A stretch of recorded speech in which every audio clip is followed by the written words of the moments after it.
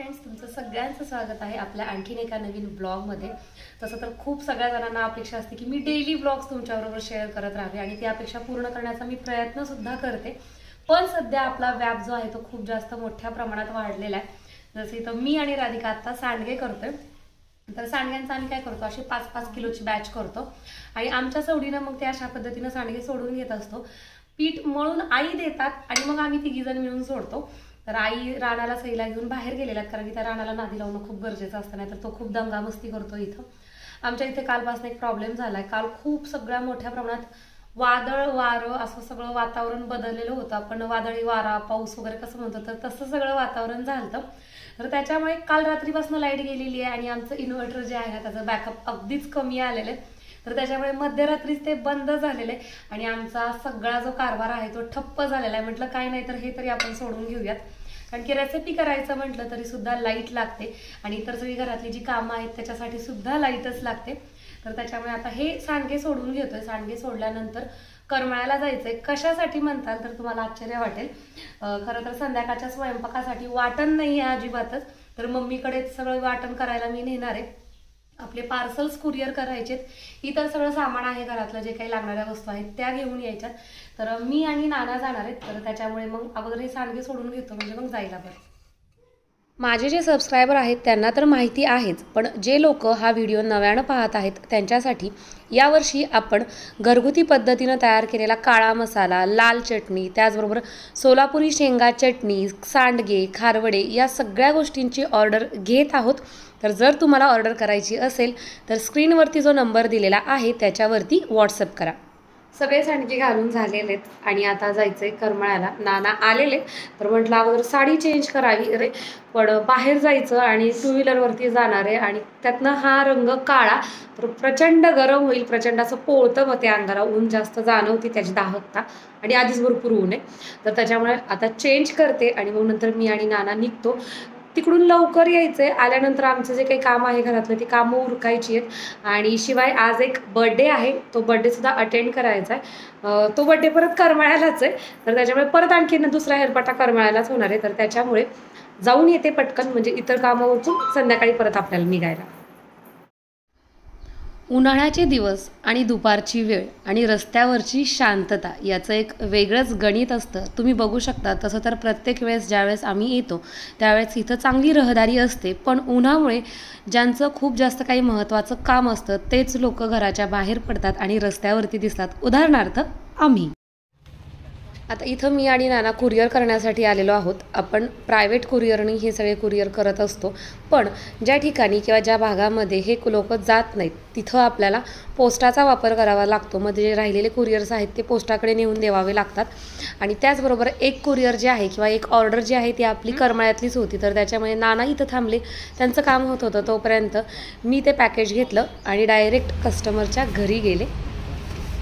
आंब्याचा सीझन आहे म्हटल्यानंतर आंब्याचा रस हा सारखाच घरामध्ये होतो, तर त्याच्यामुळे म्हटलं जाता जाता छान असे आंबे घेऊन जाऊयात। इथून पुढे मी एका स्टेशनरी दुकानामध्ये आलेली आहे। मला अशा पद्धतीचा बॉक्स हवा होता, पण इथं मला हा बॉक्स जो आहे तो मला ज्या पद्धतीचा किंवा ज्या साईजचा हवा होता त्या साईजचा मिळाला नाही, तर त्याच्यामुळे इथला जो हेलपाटा आहे तो माझा व्यर्थ गेला, वाया गेला आणि टाईम पण माझा गेला। तर त्याच्यानंतर आता मला घरनं येताना सईनं सांगितलं होतं की मम्मा मला जिलेबी खायची आहे, तर त्याच्यामुळे म्हटलं चला आता मस्तपैकी जिलेबी घेऊयात। जिलेबी घेतलं की आमची इथली सगळी कामं होतील।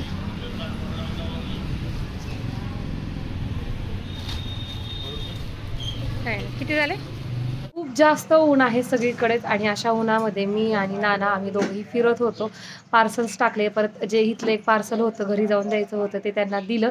तिथं थोडासा पाहुणचार झाला, पण तिथलं शूट घ्यायचं राहिलं। मग त्याच्यानंतर परत मला जी लाडूची ऑर्डर द्यायची होती, तर त्याच्यासाठी मला बॉक्स पाहिजे होते ट्रान्सपरंट, जे आपण रेग्युलरली वापरतो एखादा काही पदार्थ जेव्हा आपल्याला कुरिअर करायचा असतो त्यावेळेस, पण मला जशा पद्धतीचा बॉक्स हवा होता तसा मिळाला नाही।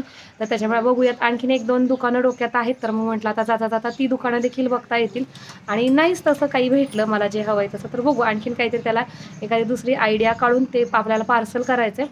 आता घरी गेल्यानंतर सगळं ते लाडूचं तर कालच तयार करून ठेवलेले होते लाडू, फक्त ते पॅक करायचे, त्याला ॲड्रेस वगैरे टाकायचा, नाही म्हटलं तरी त्यात पण आणखीन अर्धा तास तर वेळ जातोच. सई शाळेतनं आली असेल आणि राणा बराच वेळ झाला, आता त्याचा झोपायचा टायमिंग झाला होता. मग आता मी गेल्यानंतर तर तो बहुतेक तर झोपलेलाच असेल.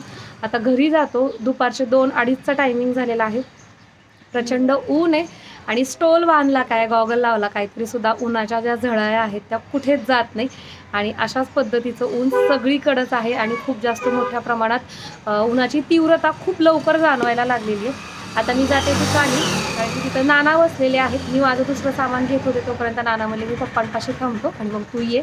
मम्मीच्या घरी आले, इथं सरबत वगैरे केला आणि जे काही आपलं वाटण करायचं होतं ती सगळी वाटणं करून घेतली. लाईट तर आणखीन काय आलेली नसणारच आहे, कारण की सांगितले संध्याकाळी 7-8 वाजेपर्यंत लाईट येईल.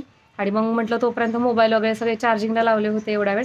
आता इथं मम्मीकडे आल्यावर माझा मोबाईल थोडा वेळ चार्जिंगला लावला, तोपर्यंत राधिकाचा, नानांचा ह्यांचे पण दुकानी मोबाईल चार्जिंगला लावलेले. आता दुकानी जाते. सई तयार झालेली आहे आणि सईला हा ड्रेस घातलेला आहे राणाच्या बड्डेचा. आणि डॅडी राणाला घेऊन राणाची मैत्रीण आहे अनु, तिला सोडवायला गेलेल, कारण की आता आम्हाला जायचं आहे. मग त्या दोघांचं खेळणं बास झालं. तिला म्हटलं तू घरी जा, आम्ही जातो गावाला. ती काय बोलली, काय इथं खेळते राणासोबत. मग लाना ते दोघं मोठ्या गाडीत गेले आणि सोडलेलं आणि रिटर्न येतात. अनुला सोडून ते रिटर्न येणार आहेत आणि आम्हाला घेऊन जाणार आहेत. असं संध्याकाळ व्हायला लागलेली आहे आणि इथं आम्ही तयार झालेलो आहोत.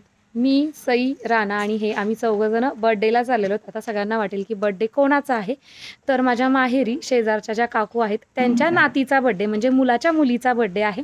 तर तो सेलिब्रेट करण्यासाठी आम्ही चाललेलो आहोत. आम्ही 4 जण चाललेलो आहोत. त्यांनी म्हणजे बारसं वगैरे केलेलं होतं वाटतं, पण काहीतरी घरगुती केलं. तर मग आता बर्थडे त्यांचा आहे मोठा, तर त्याच्यासाठी सगळ्यांना बोलवलेलं आहे. आणि मी इथल्या इथं जवळ आहे, तर त्याच्यामुळे मला सुद्धा बोलवलेलं आहे. आणि तिथं गेल्यानंतर माझ्या ज्या मैत्रिणी आहेत त्यासुद्धा भेटतील. तर त्याच्यामुळे हे सुद्धा बर्थडेला जाण्याचं महत्त्वाचं कारण आहे, कारण की असं इतर वेळेस आपली भेट होत नाही आणि सगळ्यांनाच ज्याची त्याची कामं असतात, तर त्याच्यामुळे फोन वगैरे काही जास्त असा होत नाही. तर मग भेट होईल हे सुद्धा महत्त्वाचं कारण आहे. हे आलेले आहेत अनुला सोडून आणि आता आम्ही निघतो. सई, तू संध्याकाळी गॉगल घातलाय? आहे आतमध्ये.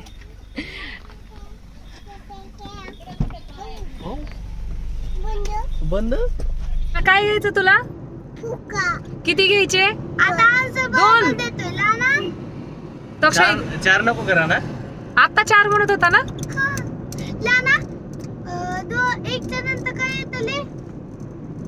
एक नंतर किती येतं? आता स्वतःलाच बघत बसलाय. राणाला आमच्या फुग्गा घ्यायचा. फुग्गा फुग्गा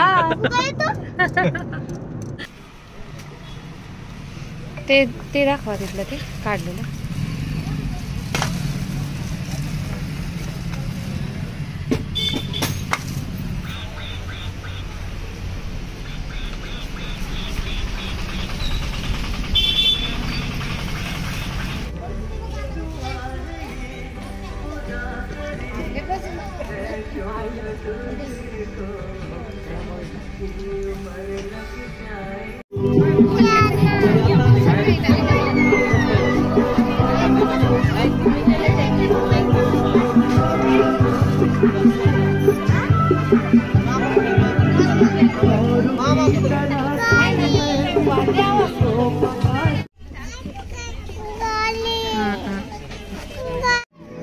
तुम्हाला आता बर्थडे गर्ल आणि तिच्या मम्मी पप्पांची ओळख करून देते. तर सगळ्यात अगोदर तर ह्या छान अशा बाळाचं नाव आहे ओवी. तिचा हा पहिलाच बर्थडे आहे आणि तिच्या पप्पांचं नाव आहे ओंकार. आणि या वहिनीचं पहिलं जुनं घर माझ्या पप्पांच्या घराच्या शेजारी होतं, म्हणजे आम्ही शेजारी आहोत आणि छान अशा पद्धतीचे सख्खे शेजारी आहोत.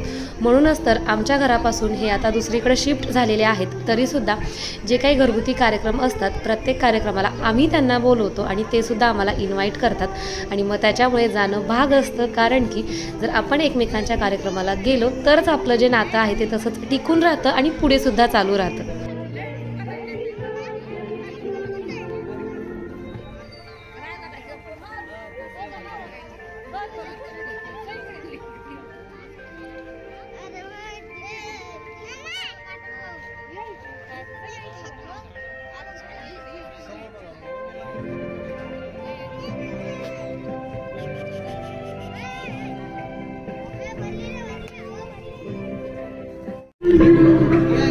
birthday